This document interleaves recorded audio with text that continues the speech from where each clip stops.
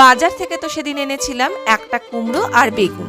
সেদিন শুনছি ফিস ফিস করে কুমড়োটা বেগুনকে বলছে, দেখ ভাই, তুই কিন্তু কোনো গুণের অধিকারী না হয়েও একটা বেগুন হয়েও তোরে এরা কি সুন্দর করে সদ্গতি করে দিল রে, আর আমাকে রাস্তার ধারে পড়ে থাকা অবলা প্রাণীর মতো ফেলে রেখেছে। শুনে সত্যি মায়া হলো।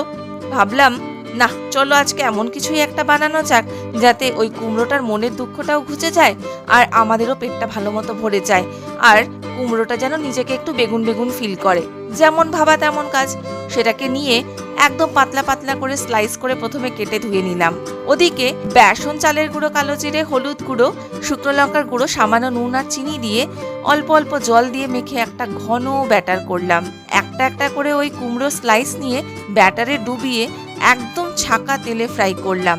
দেখে তো বোঝার জো নেই যে ওটা কোনো কুমড়ো, পুরো বেগুনির ভাই লাগছিল। নাম দিলাম কুমড়ি। ঘরেতে যখন সবাইকে ডাল ভাতের সঙ্গে এটা সার্ভ করলাম, সবাই তো একেবারে অবাক। আই অ্যাম তো অবাক। খেয়ে দেখলাম, না, এটা সত্যি সত্যি একটা সদ্গতি হয়েছে। ঘরেতে যখন সবাইকে জিজ্ঞেস করলাম কি কেমন খেলে, সবাই বলল, ভালোই তো ধোকা দিয়ে দিলে, ভেবেছিলাম বেগুনি, বেরোলো তো কুমড়ি। তবে খেতে কিন্তু একদম নেক্সট লেভেলের হয়েছে।